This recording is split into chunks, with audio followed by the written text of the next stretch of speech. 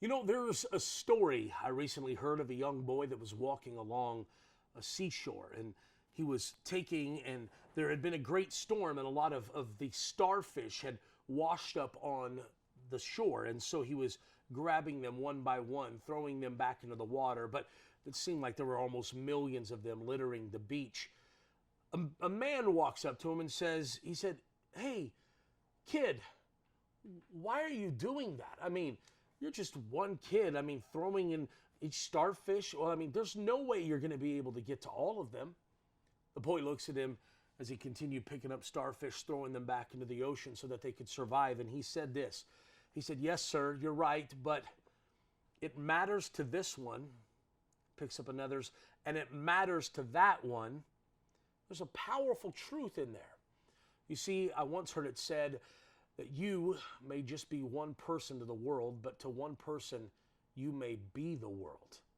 Think about that. You may be one person to the world, but to one person, you may be the world. I'll never forget one of my most powerful encounters that lives with me to this day. And it was simply on an evening after church. I went to the illustrious diner called Denny's for a stack of pancakes and some late night eats. And there was a lady there that was our waitress, and to say she was less than nice was probably an understatement. She was rude.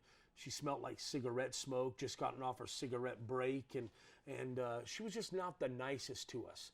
And I'm a really good tipper. Like, I think tipping is a ministry. But I noticed that her manager was standing nearby while she was there at the table. I called him over and I just said, "You know what? Vicky is wonderful. What a great, great lady." And I just started to extol all of the virtues that she, in fact, was not displaying to us. And he said, "Oh, that's great to hear." And he leaves, and she walks back to our table and she begins to cry. You see, she had been going through a really bad time in her life. And she was not nice to us because it's how she was feeling on the inside. I invited her to sit down with us for a minute, and I just prayed over her. She began to weep. And well, long story short, God radically saved her that night. Guess what? That next Sunday, she brought her son. He came to church, and he got baptized. God filled him, radically transformed him. Well, in just a few weeks, they ended up bringing 27 people. 27 brand new souls added to the kingdom. Why? Well, simply because I was nice to somebody who was having a bad day. I want to remind you today that your life may be the only Bible that somebody ever reads. So make sure that, that when they pick of the fruit on your limbs, that when they taste and see, let them taste and see that God is good through your life. So you got to make sure to keep a good root so you produce good fruit so that the world can taste and see that God is good.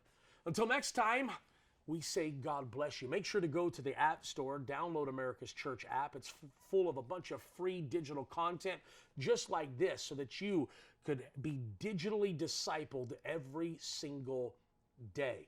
So from America's Church and all of us here, we say God bless. Have a very beautiful day.